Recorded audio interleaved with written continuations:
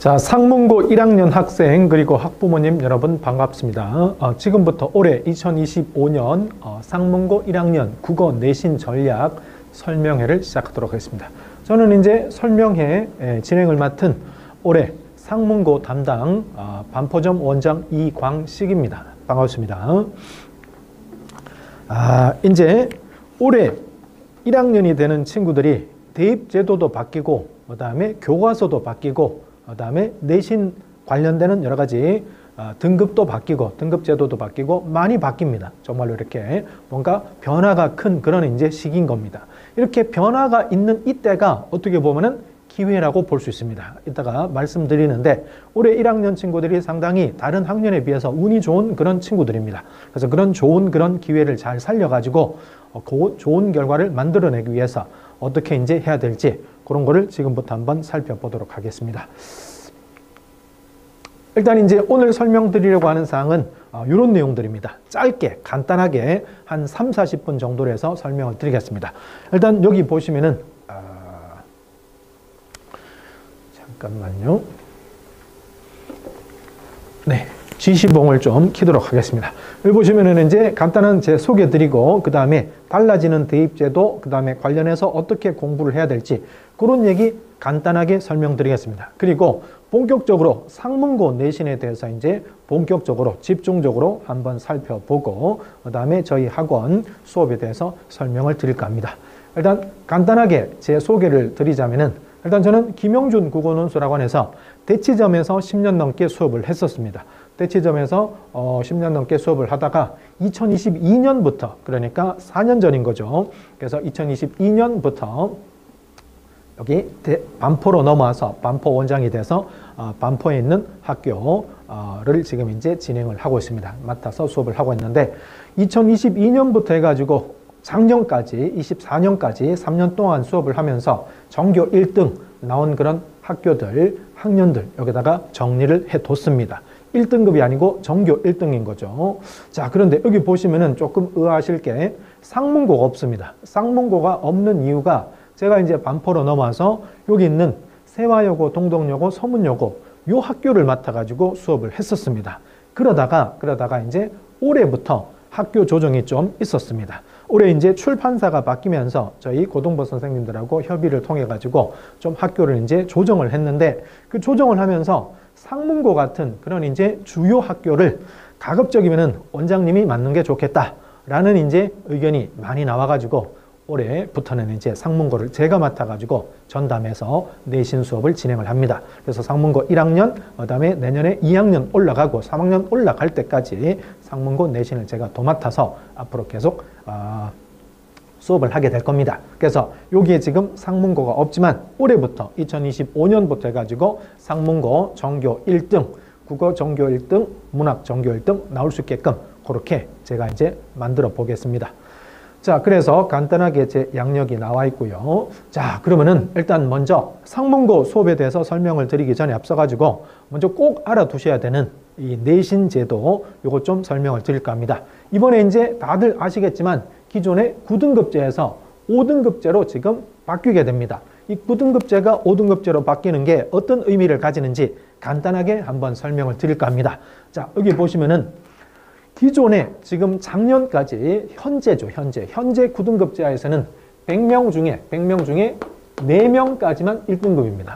정말로 1등급 따기가 힘든 겁니다. 이 100명 중에 4명은 본인이 열심히 노력을 했다고 해서 다 1등급이 되는 게 아닙니다. 하늘이 도와야지 그 열심히 한 친구들 중에서 일부만 1등급이 되는 겁니다. 정말로 본인도 열심히 하고 하늘도 도와야지 되는 게 지금 현재 9등급제하에서의 이 1등급인 겁니다. 그런데 지금 바뀌는 5등급제에서는 100명 중에 10명까지가 이제 1등급이 되게 되는 겁니다. 여기 이제 10%까지가 1등급이니까 요 정도 인원이라면은 본인이 열심히만 한다면은 굳이 하늘이 돕지 않는다 하더라도 물론 도와주면은 더 좋겠지만 돕지 않는다 하더라도 1등급 받을 수 있는 그런 이제 상황인 겁니다. 즉 1등급을 받을 기회가 훨씬 더 가능성이 커졌다라는 거죠. 그러니까 기존에 여기 7% 그러니까 5등부터 11등까지 해당되던 친구들은 9등급제에서는 2등급이었습니다. 2등급. 그런데 그 친구들이 대부분 이제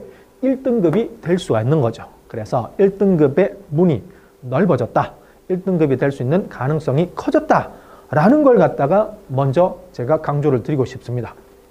또 여기 4등급 받던 친구들, 4등급 받던 친구들도 기존에 이제 40%까지가 4등급인데, 근데 새로운 제도하에서는 34%까지가 2등급이 되니까 요 안에만 들어가게 되면은 기존에 4등급 받던 친구들이 2등급이 된다라는 거죠.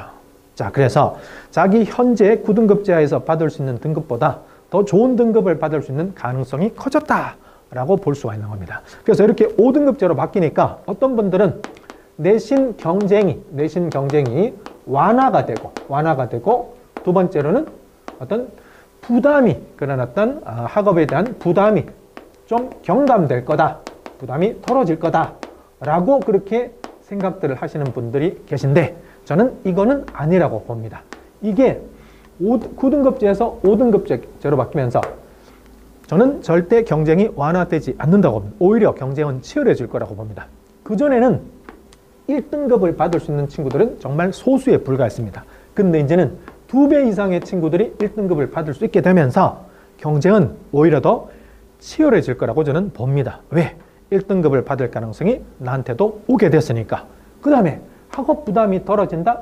절대 덜어지지 않습니다. 여기 보시면은 9등급제에서는 급간이 좀 촘촘합니다. 뭐 1등급을 놓쳤다 하더라도 2등급이 돼가지고 그 밑에 친구들하고 이렇게 차이가 생기는 겁니다. 근데 5등급제로 바뀌면은 이제 1등급을 못하고 2등급으로 떨어지면은 예전에 3등급과 마찬가지가 되는 거죠. 급간 차이가 커지면서 위로 올라가면은 좋지만 밑으로 떨어져 버리면은 이거를 만회하기가 정말 쉽지가 않은 겁니다. 그러니까 9등급제에서는 2등급을 설령 받았어도 1등급을 받아가지고 2등급 받은 거를 커버할 수가 있어요. 만회할 수가 있는 가능성이 충분히 있다는 거죠. 근데 5등급제에서는 2등급을 받아버리면은 1등급을 계속 받는다 하더라도 그 편차가 커가지고 그 2등급 받았던 걸 만회하기가 쉽지가 않다는 거죠. 그렇기 때문에 더욱더 열심히 공부를 해서 밑으로 안 떨어지게끔 2등급 받을 친구들이 3등급으로 떨어지면 큰일 나는 거죠. 1등급 받을 친구들이 2등급으로 떨어지면 큰일 나는 겁니다.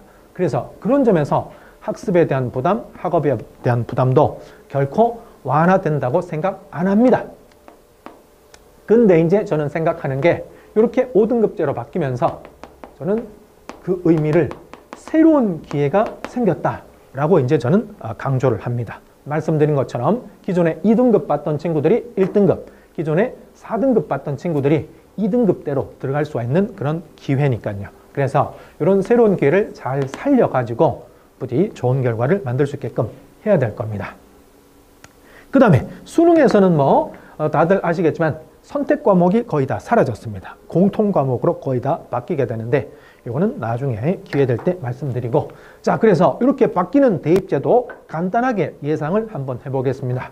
일단 9등급제가 5등급제가 되면서 9등급제가 5등급제가 되면서 사실 이 내신의 변별력이 약화된 건 맞습니다. 내신의 변별력이 약화가 됐죠. 따라서 이제는 수시 모집, 이 수시 모집이 바로 이제 내신 성적으로 대부분 가는 이제 전형인데, 그래서 내신의 변별력이 약화가 됐으니까 그거를 보완하기 위해서 수능 최저학력 기준 요거를 갖다가 더욱더 많이 반영할 거다라고 충분히 예상할 수 있고 그렇게 될 겁니다. 그 다음에 정시 모집에서는 반대로 또 정시는 수능, 원래 정시는 수능, 수시는 내신 이런 도식이 있었는데 이제는 정시 모집에서도 반대로 내신 성적을 반영하는 학교가 많이 늘어나는 거. 요거는 이제 이번에 바뀌는 제도하고 상관없이 그 전부터 진행이 되던 건데 2022학년도 수능부터 대입부터 서울대학교가 내신을 정시에서 반영했습니다. 서울대가 바꾸니까 그 뒤에 따라서 2024학년도에는 고대가 바꾸고 그리고 작년 2025학년도에는 연대도 바꿨습니다. 그래서 우리 친구들이 대학을 들어가는 2022학년도 대입에서는 더 많은 학교들이 그렇게 바꿀 거라고 생각을 합니다. 그래서 여기서 이제 잘 보셔야 되는 게 이제는 수시 전형을 지원하기 위해서 내신은 당연히 해야 되고 수능도 이제는 잘해야 되고 그 다음에 정시 모집에서도 정시 전형에서도 수능을 당연히 잘 봐야 되는 거고 내신도 반영이 되니까 내신을 챙겨야 된다. 이제는 수시는 내신, 정시는 수능 이런 도식을 버리고 수시든 정시든 둘 다 내신 플러스 수능 둘 다 잘해야 되는 걸로 그렇게 바뀌었다고 볼 수 있습니다. 그 다음에 내신의 변별력이 조금 이제 떨어지면서 이 내신이 불리한 학교들 얘네들이 다소 유리해질 거라고 생각할 수 있는데 이것도 단정할 수 없습니다. 케바케입니다. 사실 작년에 일부 자사고는 예년에 비해서 경쟁률이 오히려 떨어졌습니다. 인기가 떨어졌다고 볼 수 있는 거죠. 알 수가 없는 겁니다. 자, 확실한 거는 이겁니다. 단언컨대 확실한 거는 현재 중3 그러니까 이제 예비 고1 1학년 올해 되는 상문고 1학년 학생들 가장 운 좋은 학년이 된다라고 저는 그렇게 단언합니다. 단언 세 가지입니다. 근거는 첫 번째로는 말씀드린 것처럼 9등급제에서 5등급제로 바뀌면서 새로운 기회가 됐습니다. 1등급을 4명만 받았는데 이제는 10명이 받으니까 이 6명은 새로운 기회가 생긴 겁니다. 내신 등급이 제도가 바뀌면서 새로운 기회, 더 넓은 기회가 생겼다. 두 번째로는 제도가 바뀌면서 2028학년도 입시부터 대입부터 바뀌면서 기존에 2027학년도 대입을 준비하던 그러니까 지금 현재 고1 친구들이죠.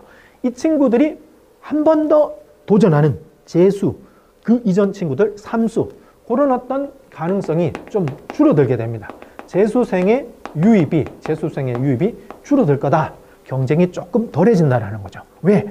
제도가 바뀌면서 수능 바뀌었습니다. 그전에는 탐구 하나만 하면 됐는데 이제는 2개를 해야 됩니다. 사탐, 과탐 동시에 둘 다. 그런 것도 있고 여러 가지가 많이 바뀌면서 재수생이 다시 한 번 더 보러 들어오기가 좀 어려워졌습니다. 그래서 경쟁이 조금 완화가 된다. 세 번째로는 의대 정원이 늘었습니다. 의대 정원이 늘어가지고 이게 이제 앞으로 어떻게 될지 지금 이거 조금 문제가 있지 않습니까? 어떻게 될지 단정은 못하지만 아무튼 의대 정원이 늘었습니다. 의대 정원이 늘게 되면은 그 여파가 마치 도미노처럼 이렇게 이어져 가지고 그 밑에 상위권, 최상위권 뿐만 아니라 의대를 갈 수 있는 최상위권 친구들 뿐만 아니라 상위권, 중위권, 하위권까지도 이게 쭉쭉쭉 내려가서 기회가 더 생기는 겁니다. 왜? 서울대 갈 친구들이 의치한 약수로 빠지면서 뭐 예를 들어 300명이 그 위로 갔다고 칩시다. 그러면 서울대 정원이 300명이 늘게 되는 겁니다. 그럼 고대 연대 애들이 그 자리로 올라가게 되고 그럼 고대 연대가 300명 자리가 비게 됩니다. 그럼 그 밑에 또 서성한 친구들이 올라가게 되고 그러니까 입시 결과를 놓고 봤을 때 성적을 놓고 봤을 때 이게 줄서기가 되니까 차례대로 도민으로 올라가게 되니까 나한테도 기회가 온다라는 겁니다. 그래서 그런 면에서 여러 가지 면에서 운이 좋은 학년이 바로 지금 이제 올해 1학년들이다.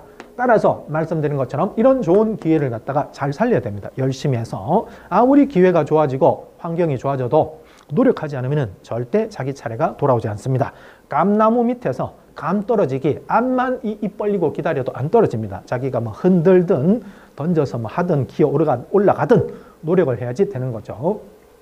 그 다음에 대입제도가 지금 이제 또 바뀌고 계속 바뀌는데 대입제도가 어떻게 바뀌든 가장 핵심은 바로 내신과 수능입니다. 내신과 수능. 그래서 내신도 잘하고 수능도 잘 보고 그렇게 해야지 원하는 대학을 들어갈 수가 있다. 결론입니다. 결론은 버킹엄. 결론은 내신과 수능은 여전히 중요하다라는 말씀 드립니다.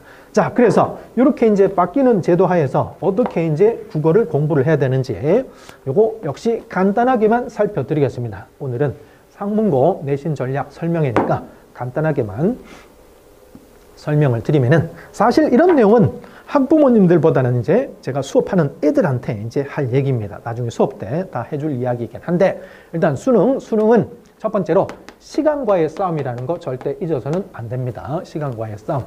정확하면서도 신속하게 푸는 거 계속해서 연습해야 됩니다. 시간 부족하거든요. 언제나 부족한 게 수능 시간입니다. 그 다음에 평가원 기출문제. 수능을 주관하는 수능 문제를 출제하는 한국교육과정평가원. 이 기출문제를 마르고 닳도록 풀어야 됩니다. 왜? 평가원 기출지문의 내용은 이제 더 이상 출제가 안 됩니다. 계속 바뀝니다. 그렇지만 그 지문의 구조나 지문의 구조, 문제 유형 이거는 매년 반복됩니다. 매년 반복되기 때문에 그 지문의 구조와 문제 유형에 익숙해져야 됩니다. 그래서 계속해서 봤던 지문도 풀었던 지문도 문제도 또 보고 해야 됩니다. 일명 말 그대로 마르고 닳도록. 그 다음에 설령 수시는 포기한다고 해도 이제 내신이 이제 5등급제로 바뀌게 되면서 아까 말씀드린 것처럼 한번 미끄러지면은 만회하기가 쉽지가 않습니다.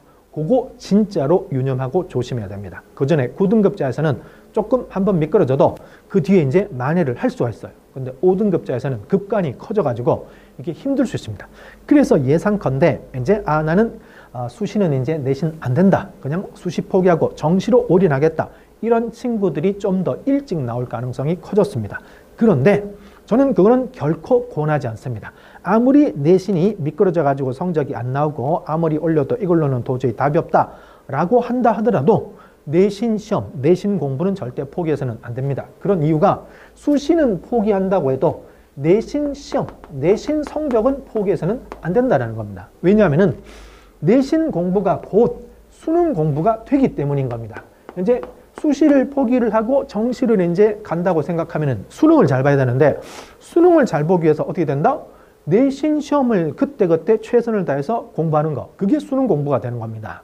이게 고3 올라가가지고 수능 공부하는 거랑 2학년 때 내신을 포기하고 다른 애들 내신 공부할 때 혼자서 우리는 이제 전문용어로 DB 쫀다 그러는데 혼자 저기 가가지고 이렇게 수능 공부하겠다고 DB 쪼고 있으면은 절대 그게 공부가 안 됩니다. 다른 애들하고 같이 경쟁을 하면서 분위기 속에서 같이 할 때 이게 효율이 높은 거지 혼자 따로 계획을 세우고 뭐 해가지고 쓱쓱 가가지고 하고 절대 답이 안 나옵니다. 그래서 그리고 또 고등학교 3학년 올라가면은 이 내신 시험이 전부 다 EBS 과목으로 시험을 봅니다. EBS 교재로. 그럼 그게 다 수능 공부가 되거든요. 따라서 설령 수시는 포기하는 한이 있다더라도 내신 시험은 끝까지 최선을 다해서 준비하고 공부하고 시험을 봐라. 그렇게 강조할 수 있겠습니다. 내신 공부가 곧 수능 공부가 되니까. 자, 수능 학습법 간단하게 정말 간단하게 몇 가지만 살폈고 자, 그 다음에 이제 중요한 내신입니다. 중요한 내신. 이제 1학년들은 아까 말씀드린 것처럼 내신과 그 다음에 수능 둘 다 열심히 해야 되는데 1학년들은 아무래도 내신입니다. 내신. 내신에 한 8, 90% 좀 더 기울여야 됩니다. 자, 그럼 내신을 어떻게 공부를 해야 되는가? 일단 내신에서는 학교 수업이 제일 중요합니다. 학교 선생님 말씀이 제일 중요한 겁니다. 그냥 선생님이 왕이라고 생각해야 됩니다. 선생님이 콩으로 매주를 쓴다고 해도 콩으로 매주를 쓰는 거죠. 파트로 매주를 쓴다고 해도 그냥 그렇게 생각해야 됩니다. 정말로 선생님 말씀은 하나도 빠뜨리지 말아야 됩니다. 그래서 항상 제가 농담삼아 하는 얘기가 너네들 항상 앞자리 앉으려고 노력을 해라. 앞자리 앉아서 선생님이 수업하시다가 말씀하시다가 튀어나오는 침도 내가 받아먹겠다. 이런 자세로 수업을 들으라고 그렇게 강조하거든요.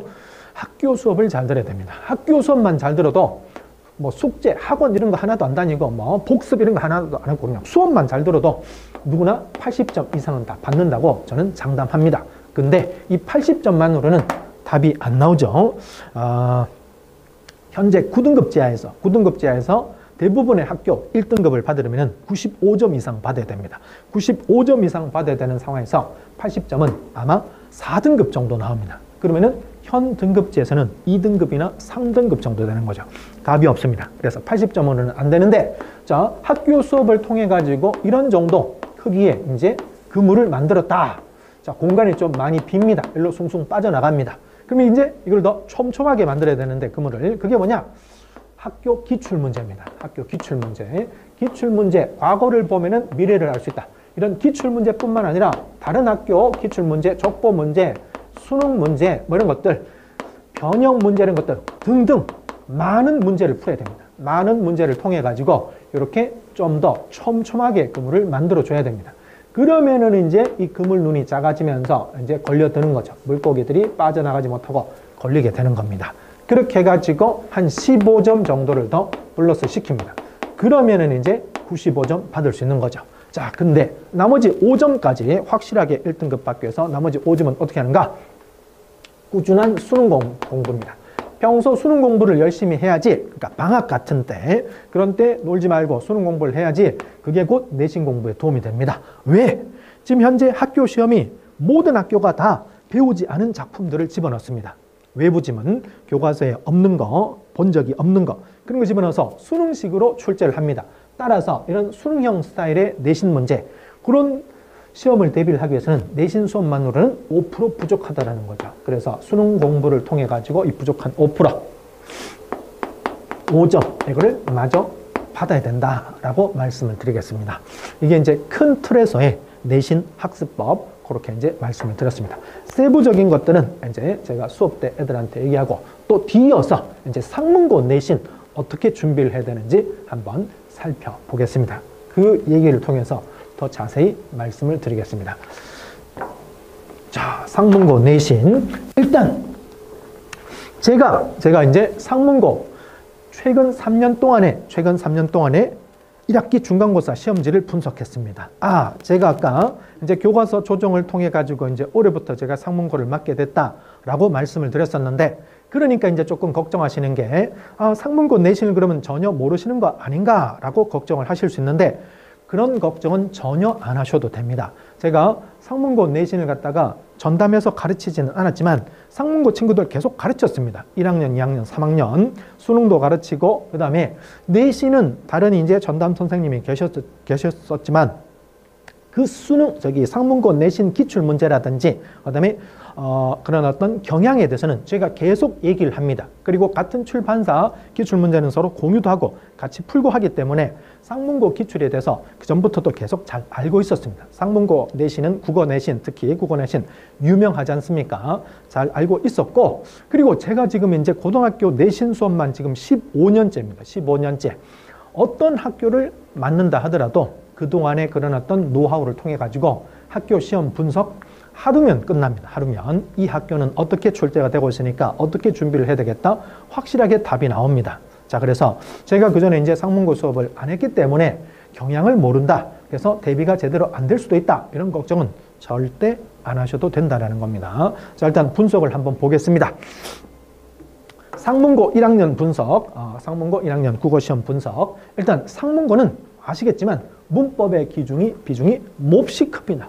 문법이. 상문고 내신을 잘 보려면은 문법을 잘해야 됩니다. 자, 여기 보시면은 최근 3년 동안 작년, 재작년, 재재작년 1학년 1학기 중간고사입니다. 1학년 1학기 중간고사. 작년에는 문법이 26문제 중에서 전체 9문제 나와서 한 39점 정도, 39점 정도가 39%가 문법이었습니다. 근데 전년도에는 무려 62%가 문법에 배당된 점수였습니다. 그전에는 45.6, 대략 46점 정도가 문법 비중이었던 거죠.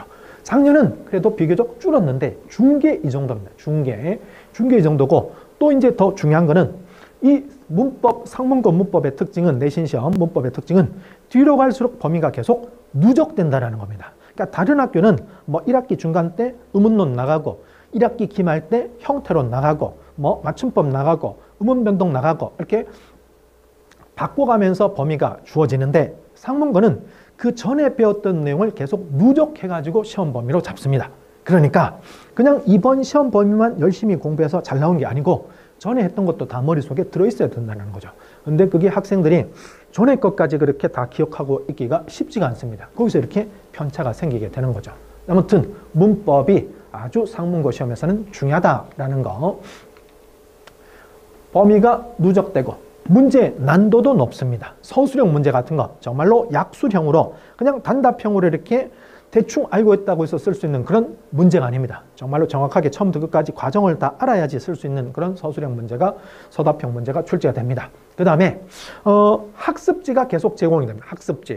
학습지가 계속 제공이 되는데, 이 학습지에서는 교과서에는 없는 독서 지문이나 그 다음에 화작 지문, 이런 것들이 이제 학습지로 주어지는데, 거기에서 배점이 한 3분의 1 정도 출제가 됩니다. 자, 그러니까 문법, 비문학, 문학, 그게 3개 영역에서 학교 시험이 출제가 되는데, 여기서 비문학은 독서와 화작을 합친 말입니다. 독서와 화작을 합친 말인데, 자, 비문학 비중을 보니까 작년에는 비문학이 독서가 안 나왔습니다. 독서 안 나오고 화작 지문이 나왔었어요. 화작 지문이 화법과 작문이죠.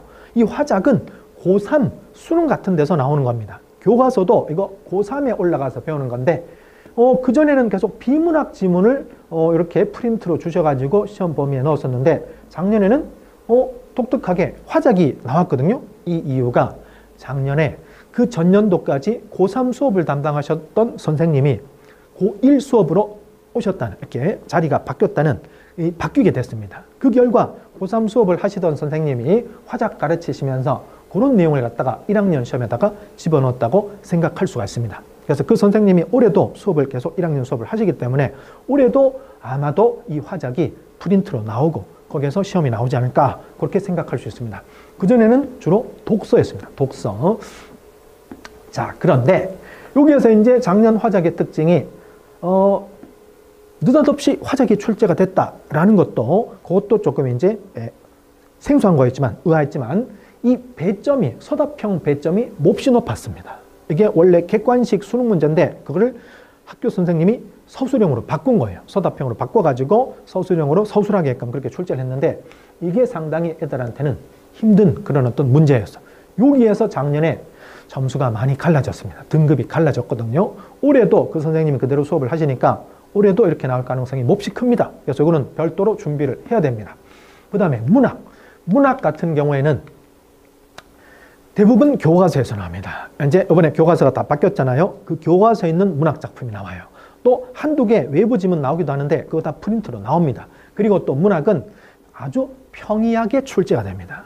화작이나 문법에 비해서 이 비문학이나 문법에 비해서는 문학은 쉽습니다. 그래서 어떻게 말하면은 문학을 잘하는 친구들, 문학을 내가 좋아하고 문학은 내가 잘 푼다 이런 친구들은 상대적으로 좀 메리트가 떨어졌습니다. 왜? 문학의 비중이 적고 문학이 쉽게 출제가 되니까. 자, 여기 문학 비중을 보면은 작년은 100점 중에 25점입니다. 문학은 대부분 학교에서 비중이 크거든요. 어떤 학교는 뭐 1학기 때 문학이 60%, 70% 그렇게 출제가 됩니다. 왜냐하면은 이 비문학이 1학년 때 시험에는 거의 안 나오기 때문에 문법 30%, 문학이 한 60, 70% 대부분 그렇게 출제됩니다. 근데 특이하게 상문고는 문학의 비중이 이때는 20%밖에 안 됐네요. 문학의 비중이 낮다라는 겁니다. 문제수도 별로 없고 그 다음에 점수 배점도 낮고 게다가 말씀드린 것처럼 평이하게 출제가 되기 때문에 교과서 학습활동이라든지 그 다음에 늘 나오는 그런 어떤 일반적인 문학 개념들 그런 문제가 나오기 때문에 준비를 하면은 충분히 잘 풀 수가 있습니다. 문학은 어렵지 않습니다. 그 다음에 이런 이제 문법이든 비문학이든 문학이든 서답형이 나오는데 이 서답형이 약수령입니다. 약수령. 그냥 간단한 그런 단답형 혹은 한 문장으로 쓰시오 이런 게 아니라 그냥 한 편의 짧은 글을 써야 되는 겁니다. 평소 글을 써보던 그런 어떤 연습이 안 된 친구들은 여기서 정말로 많은 감점이 됩니다. 게다가 그런 걸 쓰려면은 시험 시간 다 가거든요. 시간을 갖다가 뺏겨버리고 그럼 이제 다른 문제에도 영향을 미치고 요 서답형이 바로 이제 핵심입니다. 서답형. 이 서답형 서술형을 어떻게 준비를 하느냐 그게 바로 상문고 내신에서의 핵심입니다. 상문고 내신에서의 핵심 키워드 첫 번째로는 학습지로 제공되는 이 독서지문 또는 화작지문 요거를 어떻게 잘 준비를 하는가 요거 하나 아까 말씀드린 문법 비중 요거 하나 그 다음에 학습지 이 프린트 하나 세 번째로는 이제 서답형입니다. 서답형을 갖다가 준비를 잘해야 된다. 자 여기 잠깐 보시면은 서답형이 요거 작년에 출제된 이제 화작 이거 서답형 문제거든요. 자 일단 문제가 깁니다. 문제가 이게 전부 다 원래는 객관식 수능 문제인데 그 객관식을 갖다가 서답형 스타일로 바꾼 겁니다. 학교에서. 그래서 출제를 했는데 요게 학교에서 제시한 모범 답안입니다. 요 내용을 갖다가 요 내용을 여기에다가 집어넣어야 되고 요 내용을 갖다가 여기에다가 집어넣어야 됩니다. 이거 거의 약술입니다. 논술입니다. 짧은 논술인 거죠. 짧은 논술. 이런 거 준비를 해야지 상문고 내신에서 좋은 점수를 받을 수가 있다는 겁니다. 그 다음에 마지막으로 지문, 보기, 선지 모두 길기 때문에 푸는 시간이 오래 걸린다. 시간이 부족하다. 자, 그래서 키워드 네 번째, 시간 관리를 잘 해야 된다는 겁니다. 문법 요거 집중해야 되고 프린트 대비해야 되고 그 다음에 서답형 요거 연습해야 되고 그 다음에 시간이 오래 걸리기 때문에 시간 관리 요것도 계속해서 훈련을 해야 됩니다. 자, 여기 보시면은 작년에 26문제밖에 출제가 안 됐습니다. 문항수가 적어요. 문항수가 적은데 근데 이 상문고 시험지를 보시면은 폰트가 아주 작습니다. 글자 크기가 아주 작은 거죠. 왜? 지문이 길고 그 다음에 여기 문제 보시면은 보기도 길고 여기도 보기가 이렇게 깁니다. 문제 선지도 깁니다. 이거를 다 읽어가지고 푸는 거죠. 다 읽어가지고 푸는 거. 이것도 아까 말씀드린 거 서답형 아주 길죠. 짧은 문제가 없습니다. 짧은 문제가 이렇게 길기 때문에 그리고 상대적으로 이거 문학이거든요. 상대적으로 문학은 비교적 평이한 거죠. 벌써 딱 보기에도 좀 짧지 않습니까? 없지 않습니까? 앞에 나오는 이런 이제 화작이라든지 그다음에 여기 문법이라든지 이런 문항에 비해서 문학은 상당히 평이합니다. 게다가 여기 나오는 흔들리는 종소리의 동그라미, 이 대부분의 친구들이 다 준비한 겁니다. 이거 늘 나오는 이거 공감각적 이미지라는 거거든요. 그래서 청각의 시각화, 이런 공감각적 이미지 애들 다 합니다. 그런 문제 나왔고, 서답형 한 문제 나왔는데, 문학에서 서답형 한 문제 나왔는데, 이 문제 교과서 저 뒤에 학습 활동에 있는 겁니다. 그래서 교과서 내용 잘 정리하고 자주 나오는 그런 핵심적인 개념들, 문학 개념들 정리하고 이러면 문학은 어렵잖아요. 근데 나머지 문제들이 어렵고, 그리고 말씀드린 것처럼 이렇게 길기 때문에 시간이 오래 걸린다. 이런 거를 준비를 잘해야 된다라는 겁니다. 그래서 이렇게 이제 상문고 최근 3년 동안의 문제를 분석을 한 결과 저는 이제 이렇게 수업을 할 겁니다. 이렇게 수업을. 일단은 일반적인 이제 수업 방식 말씀드리겠습니다. 이거는 어떤 학교에서든 제가 이제 늘 쓰는 방법인데, 첫 번째 기본서를 갖다가 만듭니다.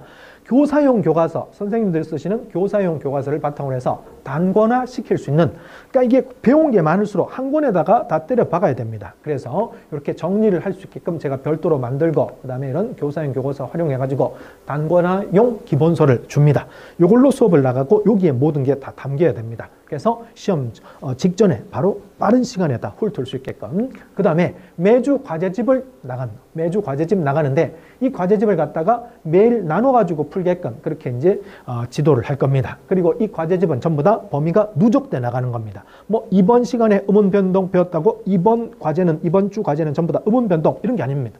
지난주에 이제 맞춤법 배운 거 이번 주에 음운 변동 배웠으면 그게 다 누적돼 가지고 숙제로 나가게 됩니다. 그래서 뒤로 갈수록 숙제가 늘어나게 됩니다. 시험이 임박할수록. 그 다음에 그렇게 시험을 보고 나서 과제를 하고 나서 수업을 하고 과제를 하고 나서는 테스트를 봅니다. 테스트를 봐가지고 성적표가 나갑니다. 요거는 이제 상문고가 아니고 이제 다른 학교, 제가 수업했던 다른 학교 성적표인데 여기 이름하고 쭉 이렇게 등수가 다 나옵니다. 프라이버시 보호 차원에서 이름의 가운데 글자는 빵꾸를 뚫어줍니다. 그리고 성적이 하위권 친구들은, 평균 이하인 친구들은 역시 프라이버시 보호 차원에서 이렇게 블랭크합니다. 대신 성적이 잘 나온 친구들은 등수 나오고, 또 여기에 이제 과제 검사도 나오거든요. 제가 과제 검사 하나하나 다 합니다.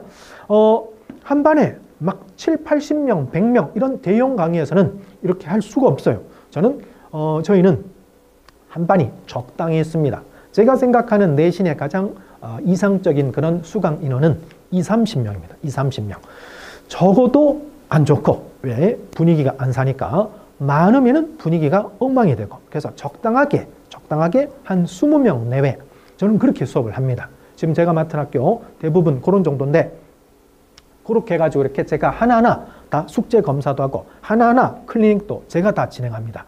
그렇게 해가지고 하는데, 아무튼 이렇게 성적표를 공개를 하니까 이게 이제 선의의 경쟁, 일종의 계기가 됩니다. 동기부여 열심히 해야 되겠다. 이게 아무래도 여학생들이 그런 게 좀 강하거든요. 근데 남학생들도 충분히 이런 거 있습니다. 자극을 시켜주는 거죠. 자, 그렇게 해가지고 이제 매주 테스트 보고 성적표. 그 다음에 이제 적중률 높은 최종 모의고사. 저는 이제 수업을 끝낼 쯤 되면은 이제 시험 임박해서는 최종 모의고사를 만들어서 줍니다. 시험 범위에 들어가는 거. 그래서 그 학교 상문고 스타일에 맞춰가지고 문제를 선별을 하고 만들고 해가지고 이게 만드는데 이거 적중률 높습니다. 이거는 이제 다른 학교 모의고사인데 이렇게 만들고요. 그 다음에 기출문제집도 만들어서 줍니다. 이번에 교과서가 다 바뀌었기 때문에 다른 단원들은 기출문제라는 게 있을 수가 없어요. 근데 문법은 예전 교과서에 있던 내용이 그대로 똑같이 다 실렸습니다. 모든 교과서가 다 공통되는 문법사항을 예전 교과서처럼 이렇게 다 그대로 이어서 하고 있거든요. 따라서 문법은 기출문제가 필요한 건데, 말씀드린 것처럼 저희는 모든 학교 기출문제 다 정리를 해놓고 있습니다. 해설까지 다 달아서. 그래서 지금 작년까지 교과서죠. 작년 교과서, 상문고, 천재박 교과서, 기출문제, 문법 7년치가 있습니다. 그거 가지고 이제 기출문제집 만들어가지고 줄 겁니다. 거기에서 이제 반복돼서 많이 출제가 되니까요. 자, 그렇게 이제 준비를 하는데, 말씀드린 것처럼 이거는 일반적인 방법이고, 상문고는 여기에 더해야 됩니다. 이런 기본적인 거에 더해서 뭘 한다? 첫 번째, 아까 제가 말씀드린 키워드, 상문고는 문법이 핵심이니까 첫 번째, 문법을 갖다가 정말로 집중할 겁니다. 문법은 열심히 하면은 성적이 오르는 거거든요. 그래서 문법의 수업 시간도 더 많이 이제 투자를 할 거고, 또 보충이라든지 클리닉 이런 걸 통해 가지고 문법이 부족한 친구들, 이 문법이 부족한 친구들은 별도로 좀 지도를 받아야 됩니다. 그래서 보충을 하고 이제 본 수업을 들어야 되니까 그렇게 해가지고 문법을 잘 할 수 있게끔, 특히나 문법 약술, 그러니까 서답형, 요거 대비하기 위해 가지고 제가 별도로 상문고 스타일의 그런 문제를 계속 만들어서 매주 나눠줄 겁니다. 문법. 그 다음에 두 번째로는 아까 말씀드린 이제 프린트입니다. 학교 프린트. 이 프린트를 통해 가지고 독서라든지 그 다음에 이제 화작이라든지 이런 비문학 지문을 갖다가 시험 범위로 이제 내게 되는데, 요 프린트 정리 확실하게 해야 됩니다. 이거 정리하고 또 그 다음에 이제 이 프린트 내용을 바탕으로 한 변형 문제들 만들어야 됩니다. 이거는 뭐 기출 문제가 있는 것도 아니고 그 다음에 다른 또 뭐 이렇게 학교 문제가 있고 그러질 않습니다. 하나하나 다 만들어야 되는데 이걸 제가 이제 만들 겁니다. 제가 이제 그동안 저한테 배웠던 그 고3 여기서 이제 공부를 하고 나갔던 지금 대학생이 된 그런 친구들, 제 제자들, 그런 친구들도 부르고 그렇게 해가지고 이제 이 변형 문제들을 만들 겁니다. 상문고 대비. 그 다음에 세 번째로는 아까 말씀드린 것처럼 약수령이죠. 약수령을 갖다가 준비를 해야 된다. 약수령. 이 약수령, 이거 서답형이죠. 서답형. 이거는 그게 영역이 문법이건 뭐 비문학이건 문학이건 확실하게 이건 모든 영역에서 다 만들어야 됩니다. 그래서 일반적인 그런 기출문제, 족보 문제 있는 그런 서술형 문제뿐만 아니라 말씀드린 것처럼 제가 이거 하나하나 다 만들 겁니다. 그래서 애들이 이 약수령을 충분히 준비를 할 수 있게끔. 서술형 문제가 많지 않습니다. 문제 수 자체가 적기 때문에 서술형도 많지 않은데, 지금 보시면은 서술형이, 서답형이 한 문제, 두 문제, 네 문제입니다. 네 문제. 근데 이 네 문제가 이제 등급을 가르게 되는 거죠. 그런 거를 준비를 해야 됩니다. 그 다음에 네 번째로는 시간 관리. 분명히 50분 동안 이거 다 못 씁니다. 이거 길게 써야 되는 약수령도 많고 문제가 어렵기 때문에 요거 집중해가지고 준비시킬 겁니다. 그래서 말씀드린 이런 일반적인 그런 어떤 내신 대비 방법, 제가 지금까지 수업을 하는 방법뿐만 아니라 플러스 상문고 내신에 특화시켜가지고 상문고 내신 스타일에 맞춰가지고 이런 것들 제가 준비하겠다고 말씀을 드리겠습니다. 자, 여기 보시면은 이제 제가 올해 맡아서 가르쳤던 학교 애들 1등급 받은 친구들입니다. 여기서 상문고는 제가 가르친 학생이 아니고 나머지 세화고, 서문여고, 동독여고는 다 제가 가르친 친구들입니다.